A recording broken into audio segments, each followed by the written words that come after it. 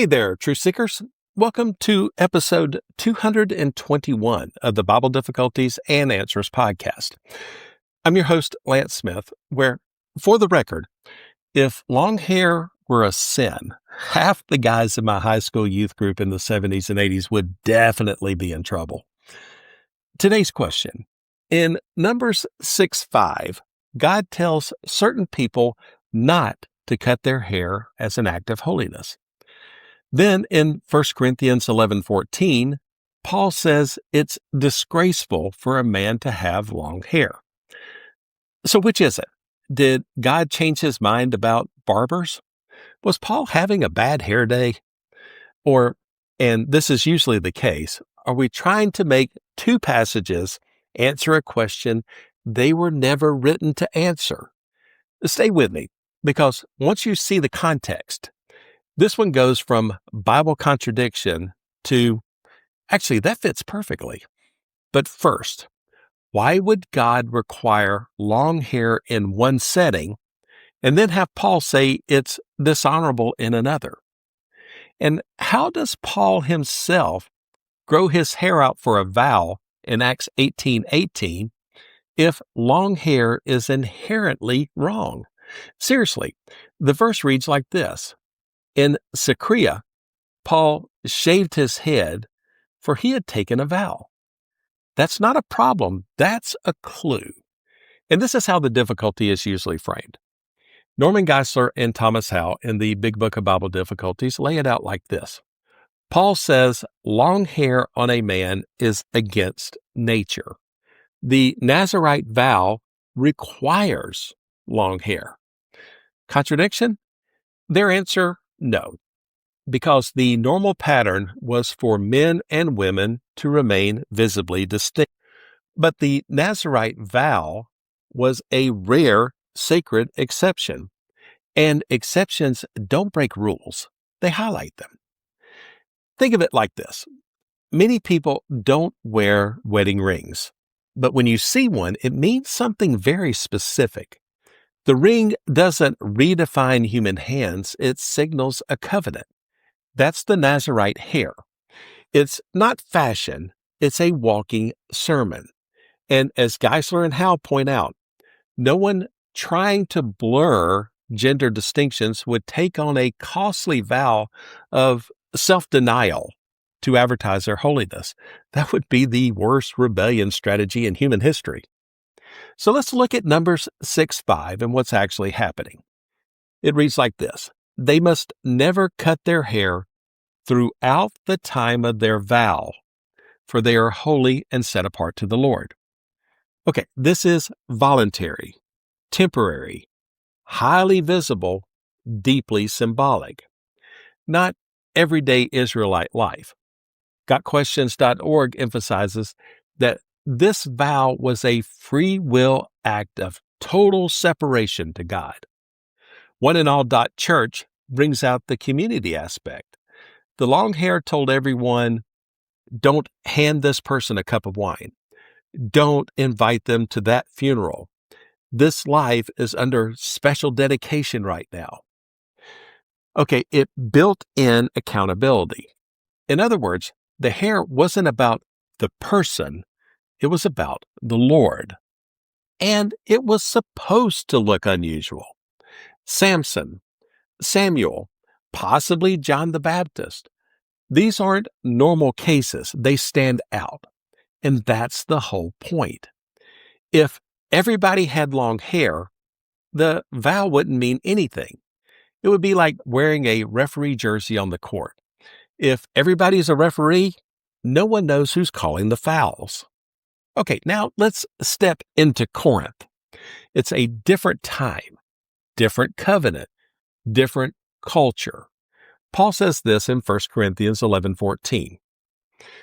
Isn't it obvious that it's disgraceful for a man to have long hair? Okay, in Corinth, appearance communicated social meaning. Theology in the Raw explains that in the Greco-Roman world, long hair on men was commonly associated with effeminacy, though there were well-known exceptions like philosophers and certain religious figures. And that matters because Paul is talking about order in worship, honor, clear distinctions, not creating a universal, eternal hairstyle chart for Christian men. And here's where it gets really interesting. UnraveledFaith.ca points out that Paul himself had taken a vow in Acts 18:18 in Corinth, which required growing his hair out.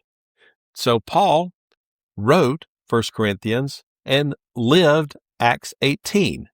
Same city, same man, which means he did not believe long hair was inherently sinful. Context determined meaning. Kyperian.com pushes us even deeper, and you can find the link in the show notes.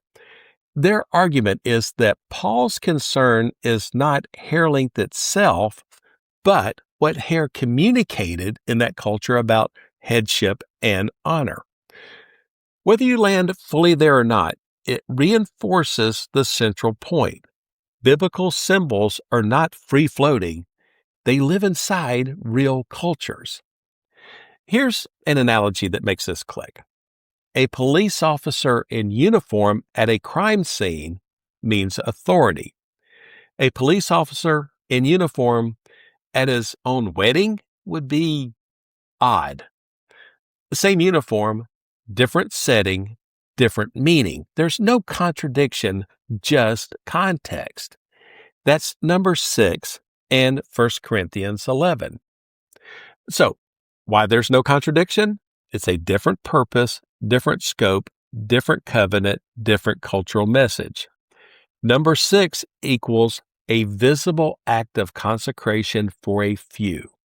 1 Corinthians 11 equals normal practice for the many. And remember, even in the Old Testament, the Nazarite hair only meant something because it was not normal. Paul is affirming the same underlying principle. Honor God's design in how you present yourself. And Paul's own hair settles the debate. Acts 18:18, he grows it. He cuts it. So in Paul's theology, long hair for consecration equals good. Long hair as everyday male presentation in Corinthian worship equals dishonorable. That's not inconsistency, that's precision. So here's your ready-to-go answer. Numbers 6 describes a temporary vow of special dedication. 1 Corinthians 11 describes what was culturally honorable for men in normal church life. Samson honored God with long hair. Paul honored God with long hair during a vow. The Corinthians were to avoid long hair when it sent the wrong message. No contradiction, just context. As we wrap up, I think this is the bigger takeaway. The Bible doesn't flatten everything into one timeless cultural expression. God meets real people in real settings and calls them to holiness there, which means faithfulness isn't about copying hairstyles from another covenant. It's about living devotion in your own. The Nazarites said, "My strength belongs to the Lord." Paul said, "Your worship should reflect God's order." Same goal, different symbol, perfect harmony. If this kind of careful, context-driven Bible study is sharpening your faith, you can support the show at buymeacoffee.com/Lance Smith. Always appreciated, but it's never expected. Next Friday, we're going to look at Numbers 10:31. Moses asks Hobab to guide Israel even though God is already leading. So if God has a pillar of cloud and fire, why ask for directions? All right, guys, that's going to be a message in itself. You can find every episode at BibleDifficultiesAndAnswers.podbean.com. Email me at BibleDifficultiesAndAnswers@gmail.com or join the discussion on Facebook. Thanks for listening, thanks for studying, and thanks for refusing to settle for surface-level answers. I'm Lance Smith, wishing you good health, good study, and God's richest blessings. And remember, turns out Paul wasn't having a bad hair day. We were having a bad context day. And not every long-haired man in the Bible is in rebellion.